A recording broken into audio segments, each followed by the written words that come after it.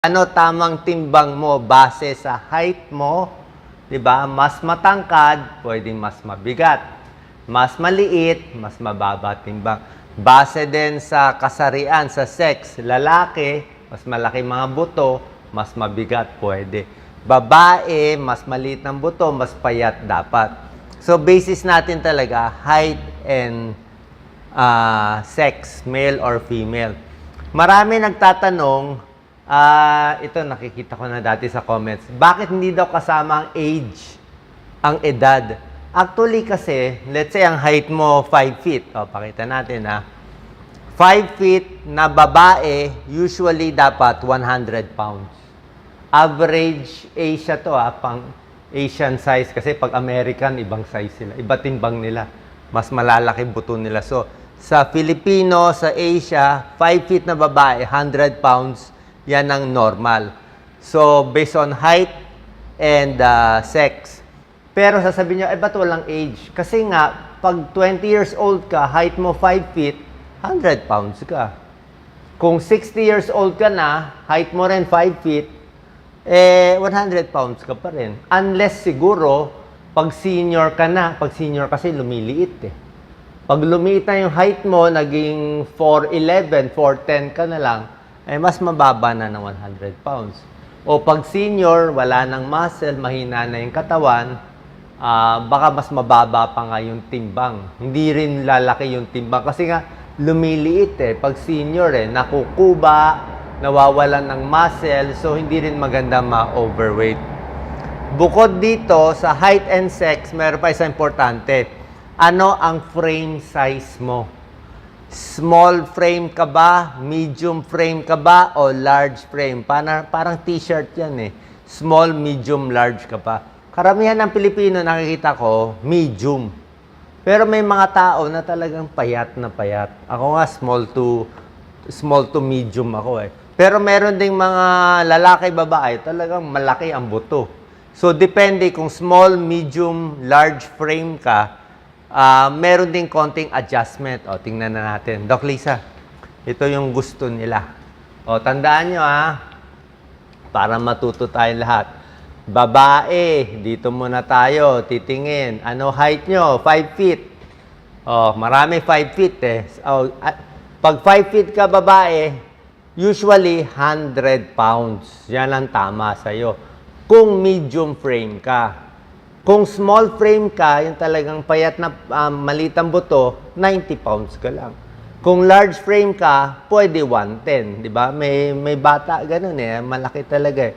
Pero dito na lang tayo sa 100 sa gitna.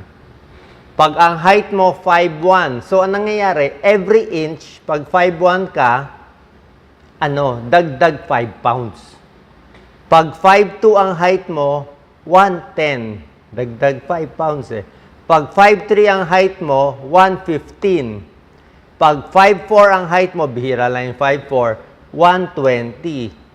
Pag 5'6 ang height mo, ito pang beauty queen, 130 pounds. Ito ang ideal weight na para sa'yo.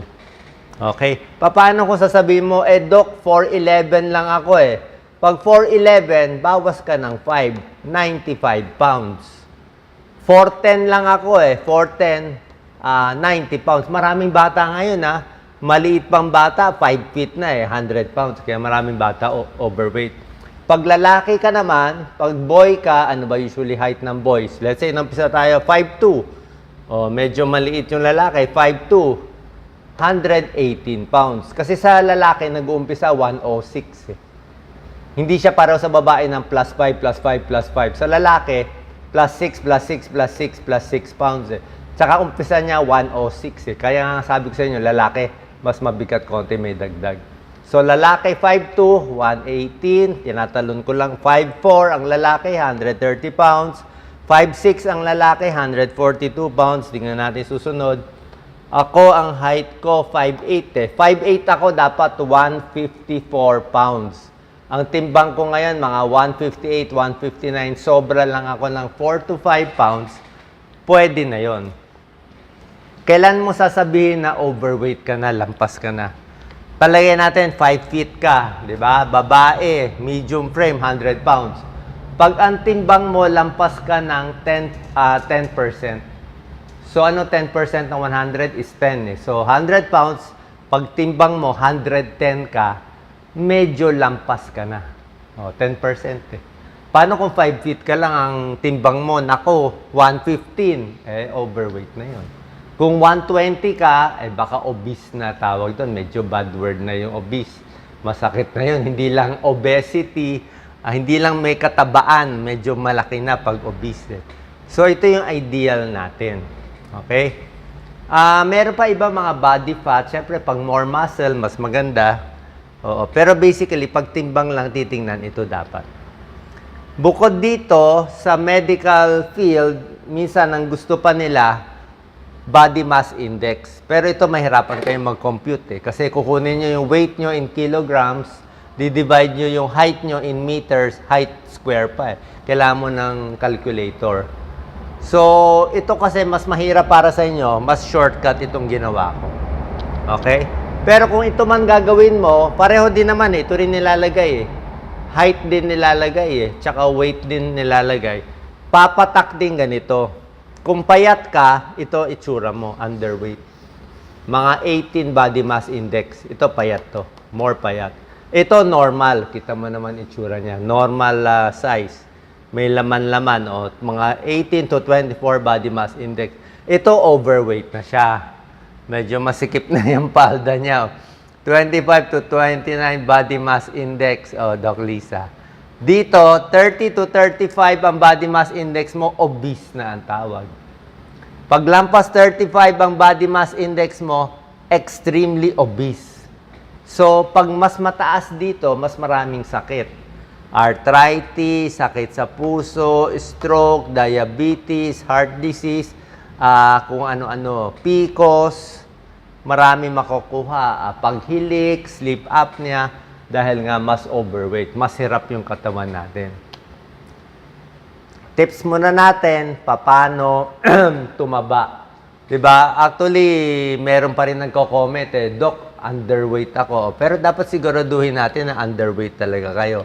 O kung talagang pinipilit nyo underweight kayo, pwede kayo kumain 5 to 6 meals in a day, damihan mo na lang. Pero imbis na kumain ka ng puro junk food, puro only rice, puro mamantika, fast food, gawin mo na lang high protein. Diba? More protein, monggo, manok, isda, mas marami na lang ulam. Tapos yung kanin, ganun pa rin. Damihan mo na lang yung pagkain mo. Ang basis talaga niyan, gaano karaming kinakain, gaano katagal yung exercise. Mas maraming kain, mas konting galaw, madalas lakad-lakad lang, hindi nagpapawis, tataba ka. Kung kinakain mo konti lang, tapos madami ang lakad, madami exercise mo, mas papayat ka. Ito pampataba. Yung iba kasi gusto daw tumaba eh. Pero ito, para pumayat, tsaka para healthy. Don't smoke, healthy diet. Exercise regularly, papakita natin. Isa pa pala, pag overweight tayo, dalawang klase ang pinagtataguan ng taba natin. Yung taba natin, either apple o pear. Anong sinasabi ko? Merong taba na tinatago sa tiyan. Diba? Tingnan nyo nasaan yung taba. Pag nasa bilbil ang taba, apple.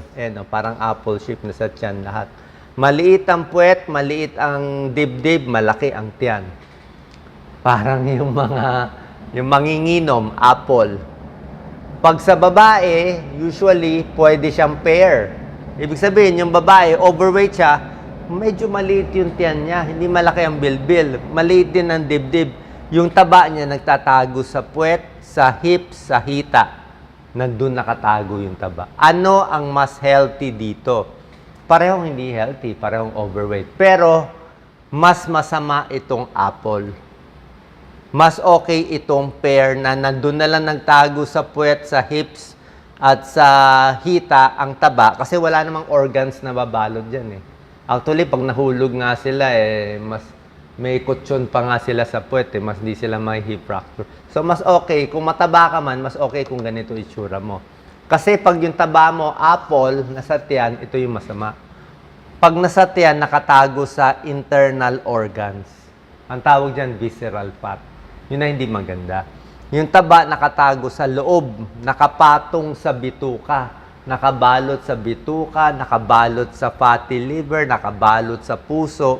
So, yung visceral fat, naglalabas siya ng hormone na nagpapataas ng blood sugar, diabetes, stress, sakit sa puso, stroke, bara sa ugat. Yan ang nagpapasama, itong taba na nasa loob ng katawan na bumabalot sa internal organs natin. Yan ang ayaw natin.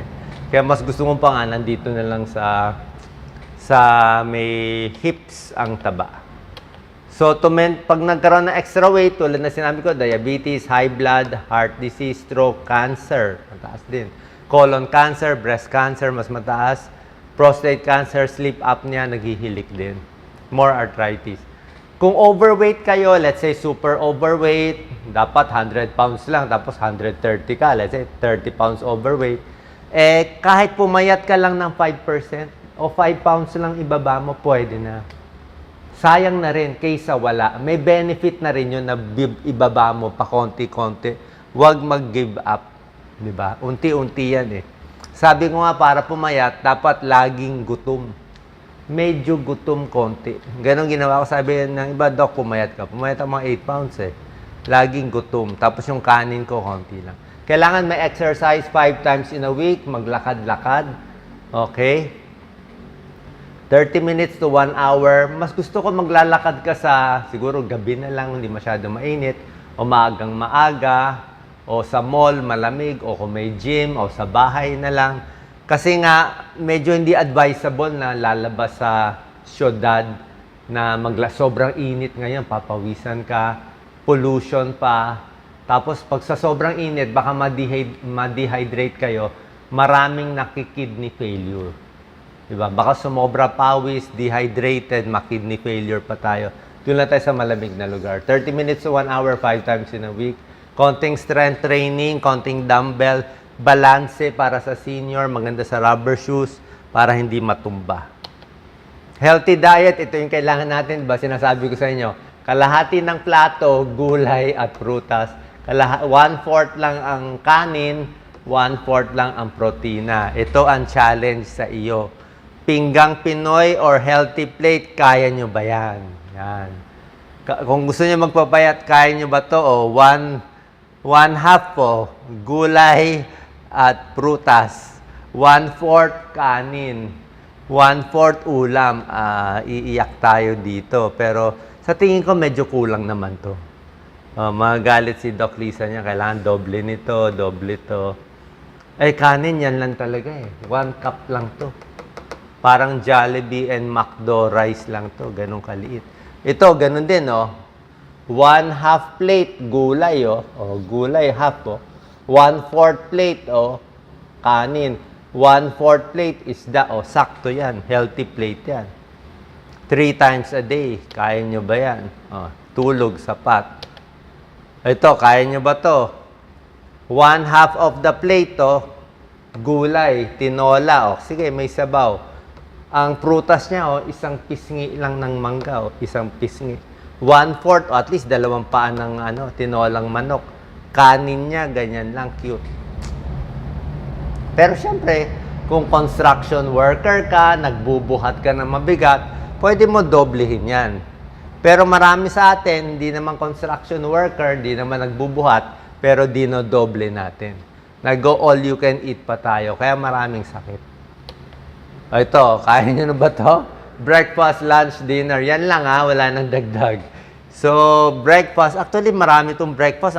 Ito medyo mataas yung rice. Oh. Taas itong rice. Itong gulay niya, oh, kamatis. Oh. Ito, adobo. Tapos isang slice. Ito, busog ka. Tapos lunch na, yan lang. Walang chichirya, walang soft drinks, walang matamis, walang dukot-dukot. Ang merienda mo, baka saging din. O mansanas. Yan, oh, 1/4. Ito, medyo kulang to sa dinner. Ito, kulang naman tong gulay sa protein. Pwede mo dagdagan ng isang isda o isang manok. Pwede naman yan. So, ganyan ang healthy plate natin. Balanced diet. Okay? Don't smoke, healthy diet, healthy weight, exercise. Sana po nakatulong to. At least alam nyo na healthy weight, alam nyo na yung dapat kainin, Ngayon, ang mahirap na lang kung kaya natin tiisin pa konti-konti yung gutom. Pag gabi ginugutom ako, lagi lang ako may saging, lagi ako may saba. Yun lang ang ginagamit ko. Pag nagutom ako, saba at saging, pangtawid gutom para umabot ako. Kasi yun, doon ka lang mas papayat eh. Kasi pag dinaan mo sa kanin, dinoble-doble mo to, tataba po tayo. Sana po nakatulong. God bless.